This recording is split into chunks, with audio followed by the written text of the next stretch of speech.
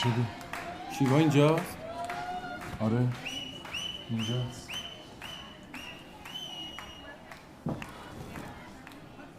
در چرا قفل کرده بودی؟ این در خرابه. هر وقت خودش میخواد قفل میشه، هر وقت خودش میخواد باز میشه. چه غلطی میکردی اینجا تو؟ آبرو ریزی نکن. خودم بعداً همه رو برات توضیح میدم باشه؟ همین الان بگو. حالم از آدمای بددل و شکاک به هم میخوره. حرف من منطقیه. اینجا چه غلطی میکردی تو؟ آره